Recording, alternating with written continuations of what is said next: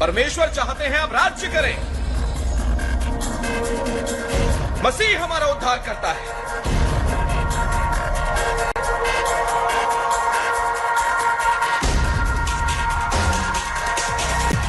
परमेश्वर धर्मी है पापियों को धर्मी बनाने में।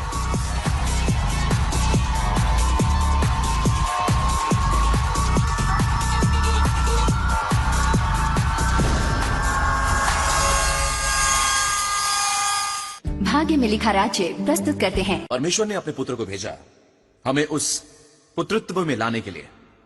यह शब्द लेपालक नहीं है, बाय द वे ग्रीक में शब्द है पुत्रों को स्थान देना। यीशु आए ताकि हमें स्थान मिल सके पुत्रों के रूप में। अनुग्रह गहरा है, मजबूत है व्यवस्था से। Oh, you are so good. Your love endures forever. And you've poured it out on us tonight, Lord. Thank you, Jesus. Father, we want to thank you for your unlimited grace in our lives, Lord. In this place tonight, Lord, just lift your hands and look to Jesus, the author and the finisher of our faith. We worship you, Lord. Jesus, my help, I call on your name. I cast my cares on you. Jesus, my hope, my tower of strength. My faith is found in you. I see you pierced, wounded for me. When I look to the cross,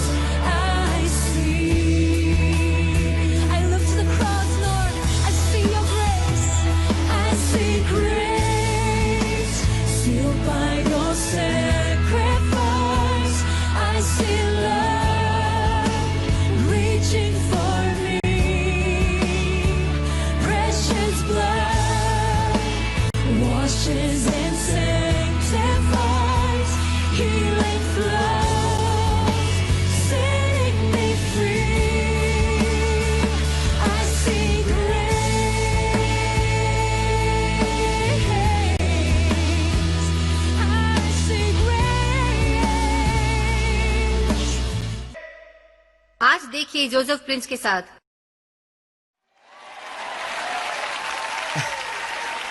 प्रभु की स्तुति हो। Hello hello hello Lakewood और America, आपके साथ यहां आकर बहुत खुशी हो रही है। अब क्या आप लोग एक और बार चिल्लाकर इस खुशी को दुगना करेंगे यीशु के लिए जिसने ये सब कुछ संभव किया। आमीन। धन्यवाद प्रभु। मैं ये प्रेम स्वीकार करता हूं आपकी सारी प्रशंसा, और मैं देता हूं उसको जिसका नाम हर नाम से ऊपर है। उसकी उपस्थिति इस जगह पर इतनी शक्तिशाली है। आप जानते हैं ना, हम सब विश्वास के लोग हैं, राइट? आमीन। हमें यह महसूस करने की जरूरत नहीं है, लेकिन कभी कभी महसूस करना अच्छा होता है कि नहीं? और आज रात मुझे उसकी मौजूदगी यहां महसूस हो रही है। तो आज कुछ भी संभव है कि नहीं? आमीन। अपने आस पड़ोस के लोगों को देखिए और उनसे कहिए कि हाँ, मैं जानता हूं कि मैं तुमसे ज्यादा अच्छा दिखता हूं या अच्छी दिखती हूं, लेकिन तुम भी कुछ कम नहीं हो। ये कहने के बाद आप लोग बैठ सकते हैं। बस एक ही बार कहना था, ज्यादा नहीं। वाह, मैं एक बात कहना चाहता हूं, इस जगह में जोश है, बहुत जोश है यहां पर। यीशु के लिए जोश है यहां पर। मीटिंग रखना एक बात है, लेकिन वो बात अलग है जब परमेश्वर मीटिंग के लिए बुलाते हैं। और मुझे लगता है कि जैसे इस तरह के मीटिंग के लिए, इस समय के लिए प्रभु ने हम सबको बुलाया है कि हम एक साथ इकट्ठा हों। मैं जानता हूं कि मैं क्या बोल रहा हूं। यदि आप ये बात समझ सकें कि मैं बिन्यामिन की पीढ़ी से बात कर रहा हूं। आप देखें, हम सब एक ही पिता की संतानें हैं। इज़राइल और इसहाक का एक ही पिता था, पर उनकी मां एक नहीं थी। ऑलराइट, इसहाक की मां सारा है, और बाइबल में लिखा है गलतियों 4 में कि सारा अनुग्रह की तस्वीर है। इश्माइल की मां है हजीरा मिस्र से, और बाइबल हमें साफ साफ बताती है कि हजीरा प्रकार है सिनै पर्वत की। और हर चीज जो सिनै पर्वत से आई वो व्यवस्था जो दासता उत्पन्न करती है, हमारी मां है अनुग्रह। अब अगर कहीं यहां डर है कि अगर हम व्यवस्था के अधीन नहीं हैं तो हम व्यवस्थाहीन हो जाएंगे, बाइबल में लिखा है कि पाप की तुम पर सत्ता नहीं रहेगी क्योंकि तुम व्यवस्था के अधीन नहीं हो बल्कि अनुग्रह के हो। अब परमेश्वर की बातें हमेशा मानव तर्क को ताज्जुब में डाल देती हैं।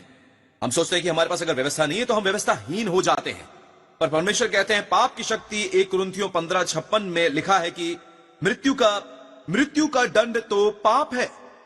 जितना ज्यादा आप व्यवस्था पालन करते हो उतना ही बदतर यह होता जाता है। मान लीजिए उदाहरण के लिए इस सुंदर चर्च की इमारत, ऑलराइट, और आप यहां अकेले हैं, बाकी सब यहां से चले गए हैं और केवल आप ही रह गए हैं। अब एकदम अचानक आप देखते हैं एक दरवाजा, सभी दरवाजों को छोड़कर एक दरवाजा जिस पर लिखा है कि इस दरवाजे के दूसरी तरफ मत देखना, टॉप सीक्रेट, और यहां कोई नहीं है आपके सिवा। आप क्या करेंगे? आप बस यूं ही सीटी मारते हुए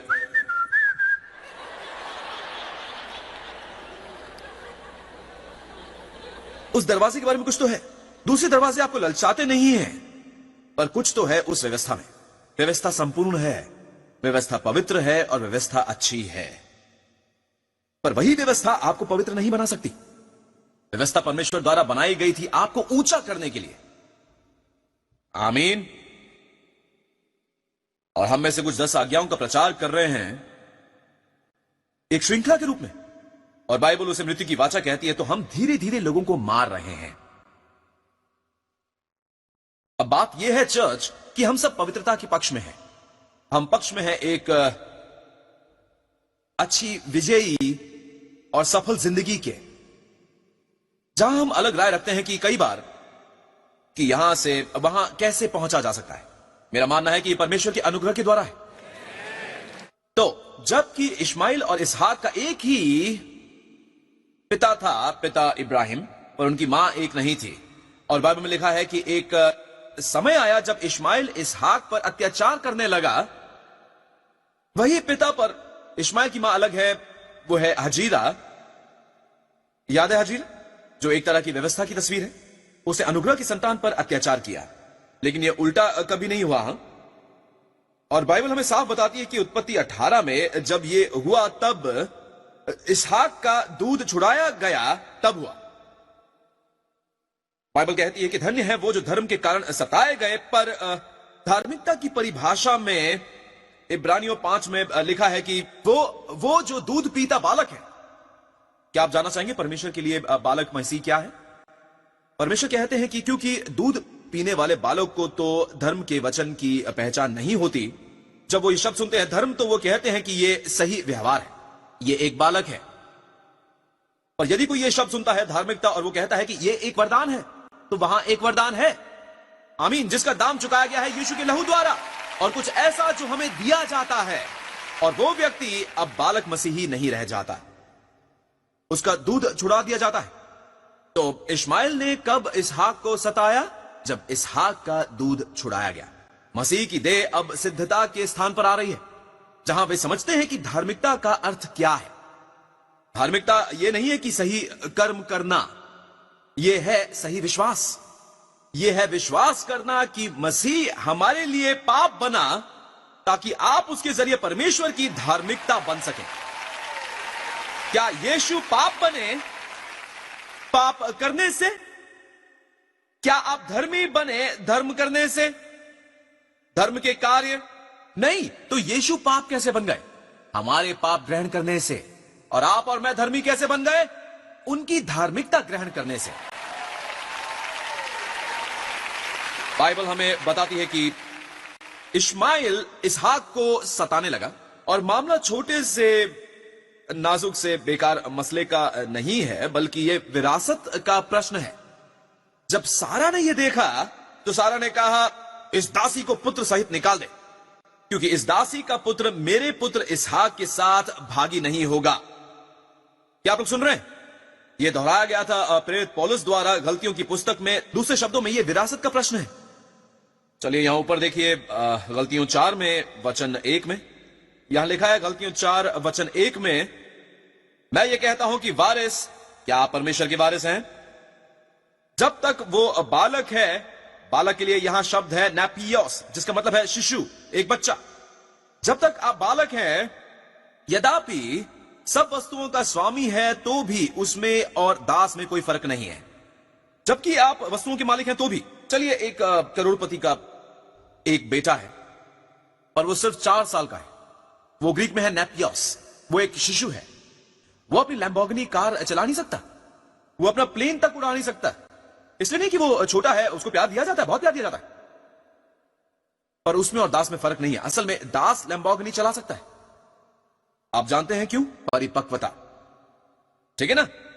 हालांकि वो सब चीजों का स्वामी है, परंतु पिता के ठहराए हुए समय तक यही व्यवस्था है। और नबी पुराने नियम में पिता के ठहराए हुए समय तक, अगला वचन, वैसे ही हम भी जब हम बालक थे, नैपियोस, शिशु, छोटे बच्चे, तो हम संसार के वश में होकर दास बने हुए थे। यह है व्यवस्था, ये मत करो, वो मत करो। आप जानते हैं, जब आप बच्चे होते हैं, हमें ये बहुत कहा जाता है, ये मत करो, वो मत करो।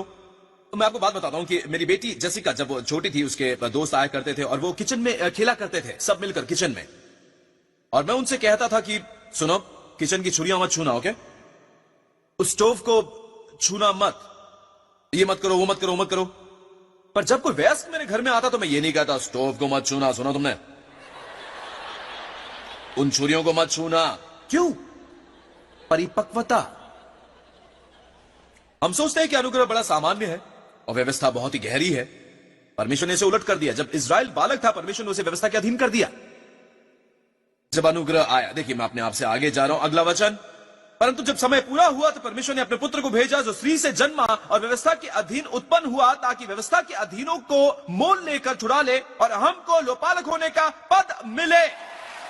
अब और कोई नैपियोस नहीं होगा, पर पुत्र होंगे।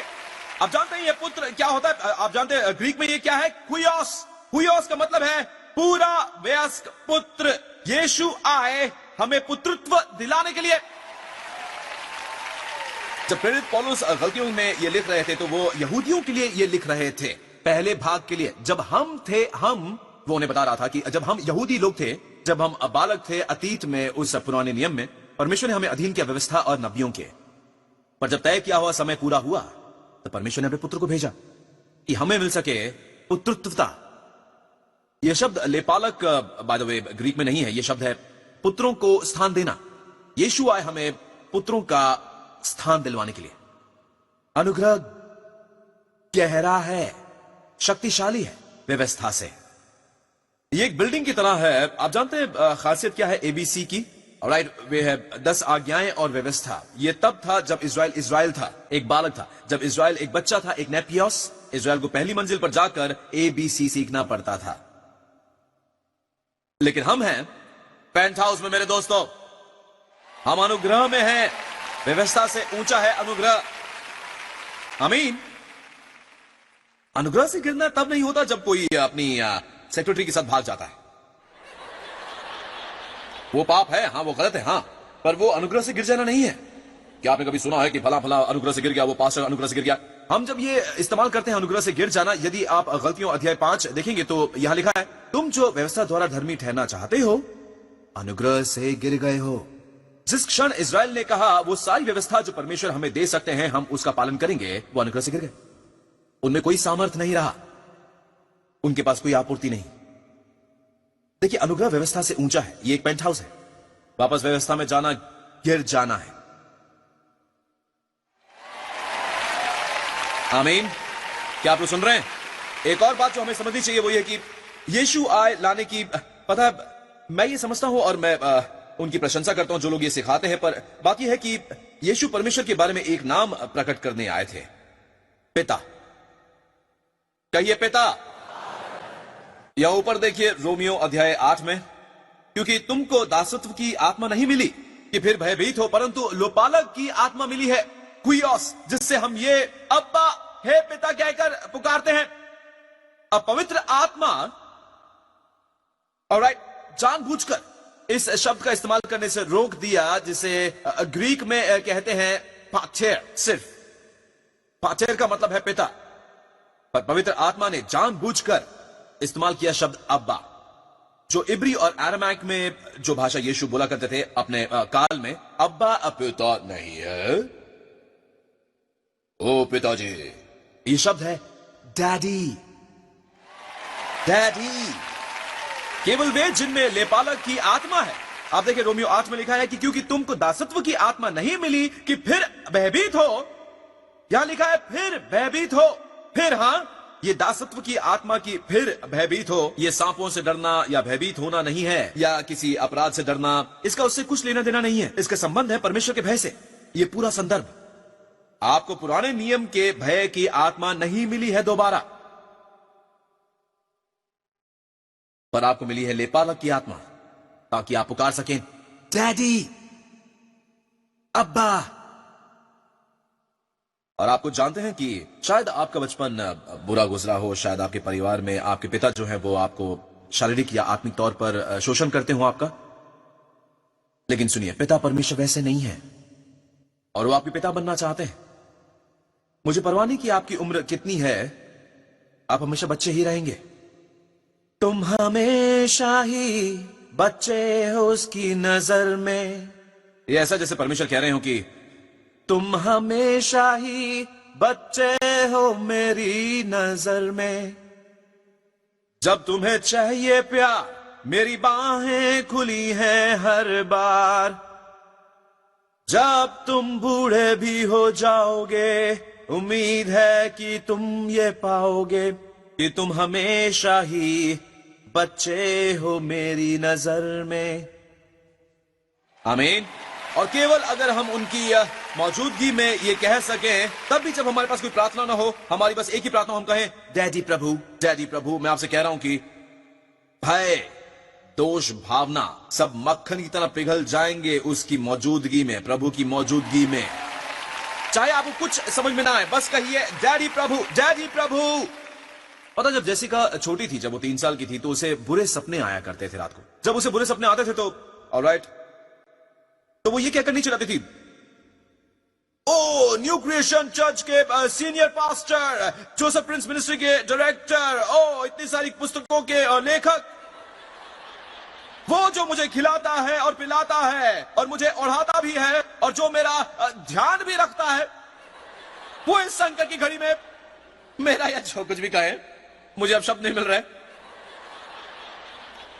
वो इस तरह की भाषा इस्तेमाल नहीं करती है। वो सिर्फ कहती है कि रोते हुए कहती है डैडी। और मैं आपको कह रहा हूं कि डैडी सुनते ही मैं वहां झट पहुंच जाता हूं। और अगर पलंग के नीचे कोई दानव है, तो वो आखिरी बार होगा कि वो दानव किसी बच्चे को डराएगा। मैं उस दानव के छक्के छुड़ा दूंगा। क्या वो एक सही प्रार्थना थी? ओह हाँ, ऊंची प्रार्थना। क्या आप लोग मेरी बात समझ रहे हैं लोगों? आमीन। तो अब हमारे पास है पुत्रत्व और हम परमेश्वर को पुकारते हैं पिता, अब्बा पिता। और जब हम अब्बा पिता कहते हैं तो हम उसका प्रेम महसूस करते हैं। ये कहना, प्रभु कहना बुरा नहीं है, मैं ये गलत नहीं है। मैं आपको कह रहा हूं कि जब भी मैं प्रार्थना करता हूं, आपके पिता हो सकते हैं मशहूर जज या कुछ भी, और जब आप उसकी अदालत में होते हैं तो आप तहजीब दिखाते, चाहे वो आपके पिता है, और आप उन्हें पुकारते हैं जैसे योर ऑनर। ऑलराइट, आप उन्हें कई नामों से बुला सकते हैं। मैं कई बार उन्हें एल शदाई कहता हूं, एलोहीम कहता हूं, कभी कभी कहता हूं सर्वशक्तिमान परमेश्वर। और एक बार जब आप अपनी असलियत में आ जाते हैं, अपने रिश्ते में परमेश्वर के साथ, तो आप कहेंगे पिता। तो वो जज बन जाता है पिता। वो शायद किसी को सजा सुनाए, पर वो मेरे पिता हैं, वो मुझसे प्रेम करते हैं। क्या आप लोग समझ रहे हैं? आमीन। तो लोग कहेंगे पास्टर प्रिंस, हमें पुलपिट पर और ज्यादा उपदेश देने की जरूरत है संसार के विरुद्ध। हमारे नौजवान सांसारिक होते जा रहे हैं और कलीसिया में सांसारिकता आ रही है। सांसारिकता क्या है? जिस तरह वो लिबास पहनते। बाइबल सांसारिकता को इस तरह ही परिभाषित करती है। बाइबल में लिखा है, वो सब जो संसार में है, आंखों में वो वासना, शरीर की लालसा और जीवन का घमंड, वो है सांसारिकता। सांसारिकता ये बाहरी बातें नहीं है, ये है घमंड, ये है वासना, ये है सांसारिकता। आप जानते हैं लोग इस तरह की बातों में क्यों समय व्यर्थ करते हैं? परमेश्वर का डायग्नोसिस है क्यों लोग इस संसार में उलझे हुए हैं। विश्वासी क्यों नहीं संसार से बच पाते हैं? फिर तुम्हें उन्हें बता देना चाहिए, अगर हम बता देंगे ना कि सांसारिक होना बंद कर दो, लालसा करना बंद कर दो, ऑलराइट, तो यीशु को आने की जरूरत नहीं पड़ेगी। व्यवस्था ने पहले ही उन्हें यह आदेश दे दिया है। क्या आप जानना चाहेंगे कि परमेश्वर इसके बारे में क्या कहना चाहते हैं, क्या कहते हैं वो संसारिकता के लिए? यहां देखिए ऊपर 1 यूहन्ना में, तुम ना संसार से ना संसार की वस्तुओं से प्रेम रखो, यहां लिखा है। यदि कोई संसार से प्रेम रखता है, अब देखिए परमेश्वर क्या कहना चाह रहे हैं, यदि कोई संसार से प्रेम रखता है तो उसमें पिता का प्रेम नहीं है। अब ध्यान रखें कि पिता के लिए प्रेम नहीं, यह है पिता का प्रेम नहीं है। अब मैं आप अमेरिकन्स को इंग्लिश सिखाना नहीं चाहता हूं। अब जानते हैं क्या होता है पिता का प्रेम? यह पिता के प्रति आपका प्रेम नहीं है। खैर, हमें पिता से प्रेम करना चाहिए और संसार की इस लालसा से बचना चाहिए, नहीं, बल्कि ये बोध कि पिता तुमसे कितना प्रेम करते हैं तो लोगों को संसार पर विजयी होने का कारण मिलेगा। वो छोड़ेंगे आंखों की लालसा, शरीर की वासना और जीवन का घमंड। समझे दोस्तों? यह है पिता के प्रेम को प्रकट करने की अभाव का बोध। और परमेश्वर खड़ी कर रहे हैं सेवकाइयां जैसे कि जोल ऑस्टीन इस मंच से, जो पिता के प्रेम का ऐलान करती हैं, असंख्य लोगों को आशा देती हैं। और पता है क्या, लोग असंसारिक बनते जा रहे हैं दुर्घटनावश। वो शरीर की वासना से बाहर आ रहे हैं, वो आंखों की लालसा से बाहर आ रहे हैं, वो घमंड से बाहर निकल रहे हैं, परमेश्वर को सारी महिमा देते हुए दुर्घटनावश। आमीन। यीशु ने ये वचन कहे और मैं इनसे समाप्त करूंगा। यीशु ने कहा, समय कितनी जल्दी चला जाता है कि नहीं? मैंने बस अभी तो शुरू किया था। महायाजक की प्रार्थना में यीशु कहते हैं कि हे पिता, मैंने आपके नाम को अपने चेलों के सामने प्रकट किया है। कौन सा नाम है ये नाम है पिता। मैंने तेरा नाम उन मनुष्यों पर प्रकट किया है जिन्हें तूने जगत में से मुझे दिया है। ये अल शदाई नहीं था, बल्कि यहूदी जानते थे अल शदाई, यहूदी जानते थे यहोवा, वो जानते थे एडोनाई, वो जानते थे एलोहीम, पर यीशु ने क्या नाम दिया? पिता। ये तकरीबन ऐसा था जैसे वो पिता के पास पूरी रिपोर्ट लेकर गए और कहा, हे पिता, मैंने तेरा नाम प्रकट कर दिया है। नीचे आइए। यीशु कहते हैं, अब मैं जगत में ना रहूंगा परंतु ये जगत में रहेंगे और मैं तेरे पास आता हूं। हे पवित्र पिता, अपने उस नाम से जो तूने मुझे दिया है इनकी रक्षा कर। इसका अर्थ जानते हैं आप? ये शब्द रक्षा कर ग्रीक में है टेरियो। टेरियो का मतलब है नुकसान से या जख्मी होने से बचाना। नुकसान से या जख्मी होने से बचाना। अब जानते हैं हम अपने लोगों की रक्षा कैसे करते हैं? उन्हें याद दिला के कि पिता उनसे प्रेम करते हैं। तो हम जितना ज्यादा नाम लेते हैं पिता का, अपने मित्रों से, अपनी सभाओं में, अपने लोगों से, अपने परिवार से, हमें और ज्यादा दिव्य सुरक्षा मिलती है। आमीन। जब मैं उनके साथ था, मैंने तेरे नाम से जो तूने मुझे दिया था उनकी रक्षा की। इस तरह से यीशु अपने चेलों की रक्षा करते थे, उन्हें याद दिलाकर कि तुम्हारे पिता जो पक्षियों को खिलाते हैं तुम्हें भी खिलाएंगे। तुम्हारे पिता। और अंत में नीचे आइए जरा वचन 26 पर, वो कहते हैं, मैंने तेरा नाम उनको बताया और बताता रहूंगा कि, मतलब वो लगातार पिता का नाम बताते रहेंगे कि जो प्रेम तुझको मुझसे था वो उनमें रहे और मैं उनमें रहूं। और यही तो हम ढूंढ रहे हैं, मसीह की देह में प्रेम की एकता। कोई सिद्धांतों की एकता नहीं, प्रेम की एकता, आत्मा की एकता। और ये आती है पिता के प्रेम को प्रकट करने से। पिता का नाम, उस पिता का जिसने अपने पुत्र को भेजा है। 2000 साल पहले यीशु क्रूस पर चढ़े और पहली बार यीशु की धरती की सेवकाई में यीशु ने ऊपर देखा और पिता चले गए थे। अंधकार ने धरती को ढक दिया। मेरा मानना है कि वहां बिजली कड़की होगी, बहुत ज्यादा तूफान आया होगा सिनाई पर्वत के आसपास। परमेश्वर ने अपना धर्मी क्रोध नाजिल किया और पवित्र गुस्सा हमारे सभी पापों के विरुद्ध निकाला जो यीशु के शरीर पर लादे गए थे।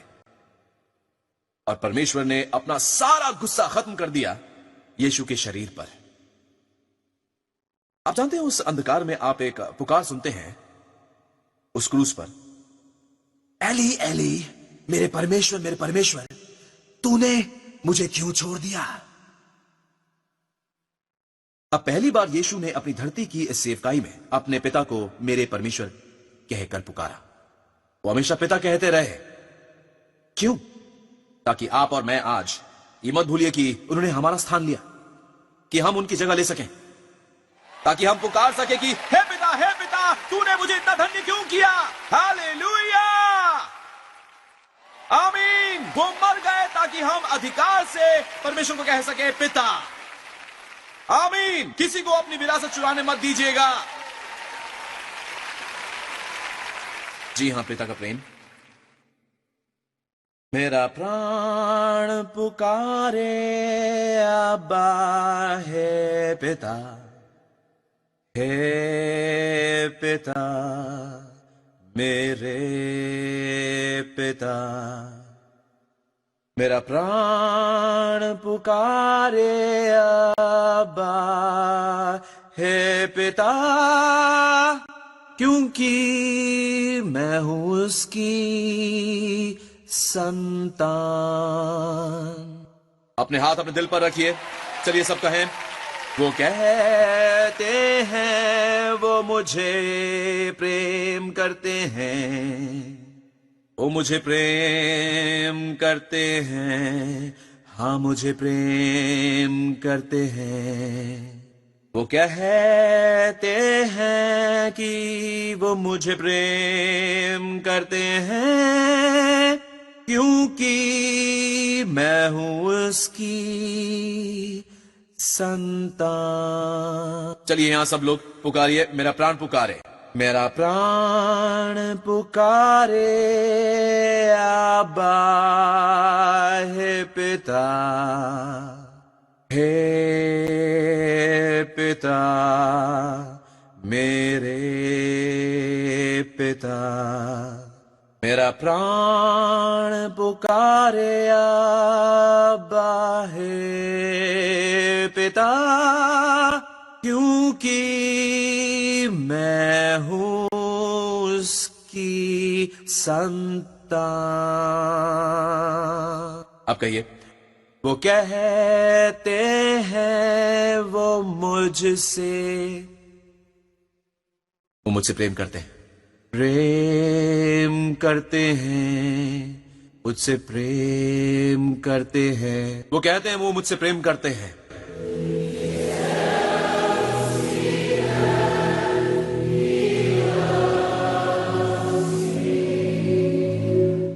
क्योंकि मैं हूं उसकी संतान। हालेलुया प्रभु। अब्बा है पिता, अब्बा पिता प्रभु। हालेलुया प्रभु।